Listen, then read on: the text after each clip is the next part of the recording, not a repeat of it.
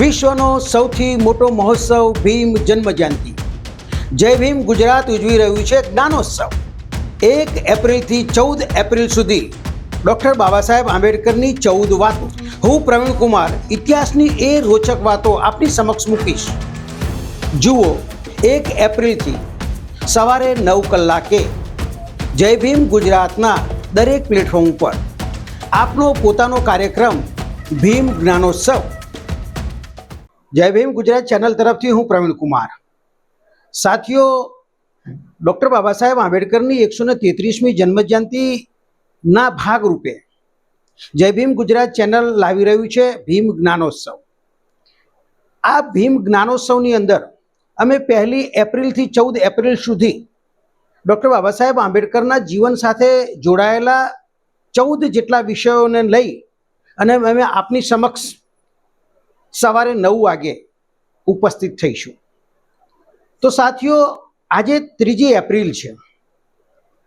આજે હું વાત કરવા માટે જઈ રહ્યો છું ડૉક્ટર બાબા સાહેબ આંબેડકરે એમના જીવનકાળ દરમિયાનમાં આ સમાજના માટે જે એમણે સત્યાગ્રહો કર્યા, જે આંદોલન કર્યા, એની આછી પાતળી આપને જાણકારી આપવા માટે જઈ રહ્યો છું।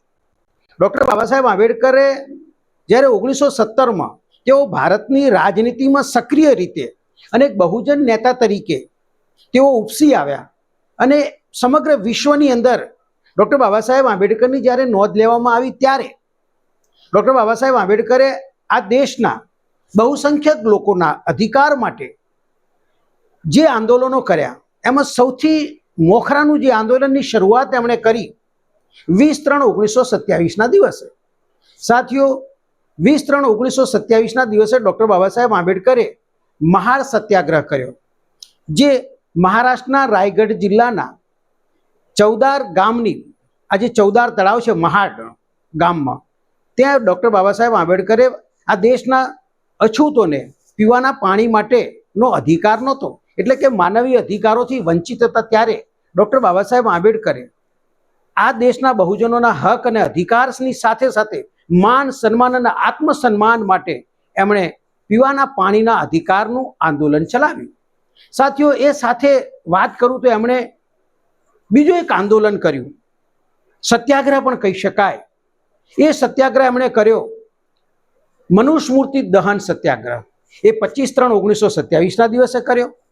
ત્રીજો સત્યાગ્રહ સાથીઓ એમણે કર્યો કાલારામ મંદિરનો કર્યો, જે 2/3/1930ના દિવસે કર્યો। એ સાથે ચોથો સત્યાગ્રહ કર્યો એમણે મુખોડનું સત્યાગ્રહ આંદોલન ચલાવ્યું। એ સાથે સાથે એમણે અંબાદેવી અમરાવતીની અંદર છે એ 26/7/1930ના દિવસે એ પણ આંદોલન એમણે કર્યું। પાર્વતી આંદોલન એ એમણે 22/9/1927ના દિવસે કર્યું। મોહાલી ધોલેનું આંદોલન જે હતું એમણે 12/2/1939ના દિવસે કર્યું। પુણેનો કાઉન્સિલ આંદોલન જે હતું એ એમણે 4/6/1946ના દિવસે કર્યું। એમણે સાથે સાથે નાગપુરનું આંદોલન જે હતું એ એમણે 1946માં કર્યું, અને સાથે સાથે લખનઉ આંદોલન એ એમણે 2/3/1947ના દિવસે કર્યું। અને છેલ્લું એમનું આંદોલન આ દેશના બહુજનો માટે કહી શકાય કે એક વિશાળ જન આંદોલન હતું, એ એમણે 14 ઓક્ટોબર 1956ના દિવસે કર્યું, જે બુદ્ધ ધમ્મ પરિવર્તક દિવસ તરીકે ઓળખવામાં આવે છે, જેને દીક્ષાભૂમિ તરીકે ઓળખવામાં આવે છે। નાગપુરની અંદર આંદોલન એમણે કર્યું અને જેની અંદર 5,20,000 કરતાં વધારે લોકો બાબા સાહેબ આંબેડકરની સાથે આ બૌદ્ધ ધમ્મ કે જે માનવતાનો ધર્મ હતો, જે સમતાનો ધર્મ હતો, જે સ્વતંત્રનો ધર્મ હતો, જે નૈતિકતાનો ધર્મ હતો, એ ધર્મમાં બાબા સાહેબ આંબેડકરે એમના અનુયાયીઓ સાથે આ દિવસે એક જબરજસ્ત ભારતની અંદર વિશ્વની અંદર એક જન આંદોલન કરી અને લાખો લોકોને અછૂતોમાંથી મુક્ત કર્યું। તો સાથીઓ, આ ડૉક્ટર બાબા સાહેબ આંબેડકરે એમના જીવનકાળ દરમિયાનમાં કરેલા સત્યાગ્રહો હતા।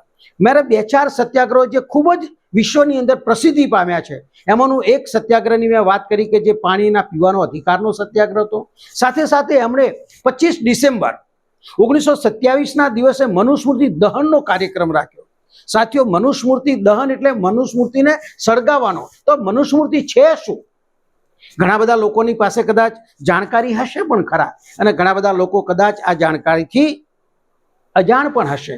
તો સાથીઓ, મનુસ્મૃતિ એ જ્યારે ભારતની અંદર સંવિધાન બનાવ્યું 26 જાન્યુઆરી 1950ના દિવસે ભારતમાં સંવિધાન અમલમાં આવ્યું એ પહેલા આ દેશની અંદર એક કાનૂન લાગુ કરેલો હતો. એ કાનૂનનું નામ હતું મનુસ્મૃતિ.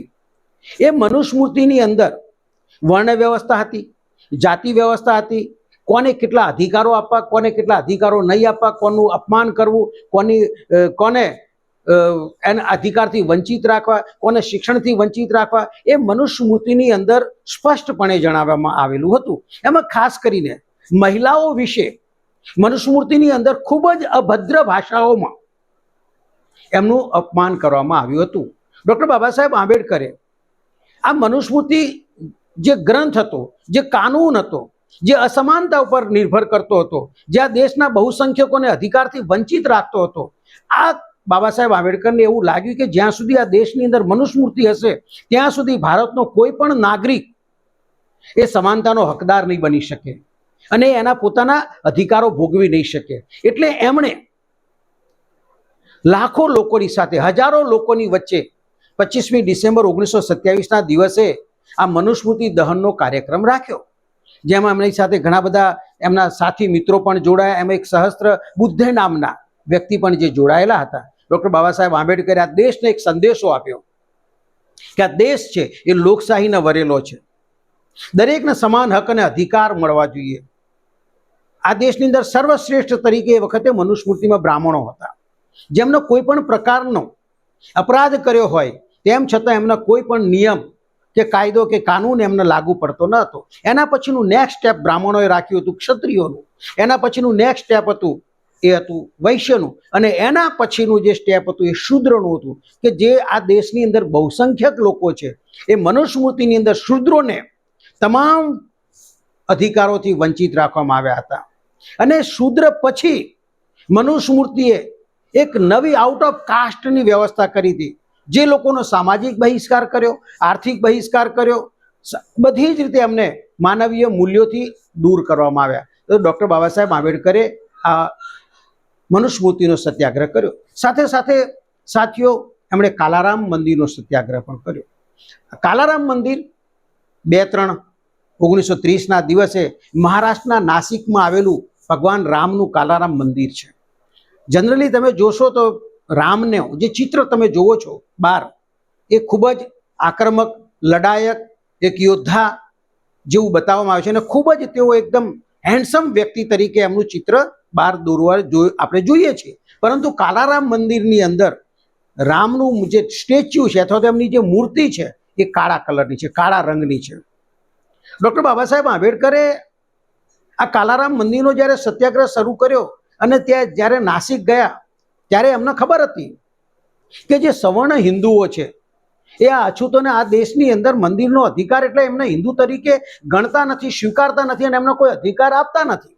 તેમ છતાં આપણો જે બહુસંખ્યક વર્ગ હતો એ ગુલામ હોવા છતાં પણ એ એમનું માન, સ્વમાન અને સ્વાભિમાન એ ગીરવે મૂકી અને આ મંદિર પ્રવેશની જીદ લઈને બેઠા હતા.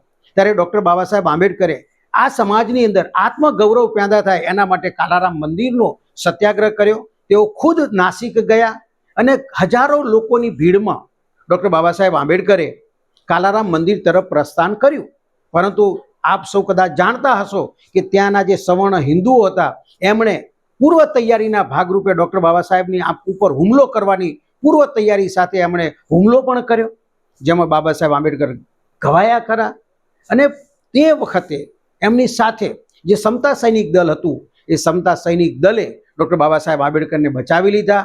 અને આ જે સત્યાગ્રહ હતો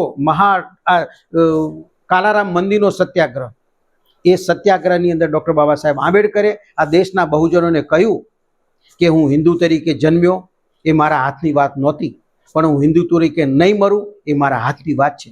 મિત્રો, આ ડૉક્ટર બાબા સાહેબ આંબેડકરનું કથન છે, મારું નથી. આમ એક પોતે કહીને ગયા છે. મેં કહ્યું કે મહાર સત્યાગ્રહમાં પણ ડૉક્ટર બાબા સાહેબ આંબેડકરે આ પીવાના પાણીના અધિકાર માટે 10 વર્ષ સુધી મુંબઈ હાઈકોર્ટની અંદર એમણે કેસ લડ્યા અને 1936ની અંદર 20મી ડિસેમ્બર 1936ના દિવસે ડૉક્ટર બાબા સાહેબ આંબેડકર આ કેસ જીત્યા અને આ દેશના બહુસંખ્યક લોકોને, અછૂતોને 20 ડિસેમ્બર 1936ના દિવસે પીવાના પાણીનો અધિકાર મળ્યો. સાથીઓ, આ વાત જય ભીમ ગુજરાત એમની ચેનલ ઉપર લઈને આવ્યું છે. મને વિશ્વાસ અને આશા છે કે આ વાતને આપ સ્વીકારશો અને અમારી આ વાત જો આપને ગમી હોય તો આગળ મોકલવાના પ્રયત્ન કરશો એવા આશા અને વિશ્વાસ સાથે. જય ભીમ, નમો બુદ્ધાય.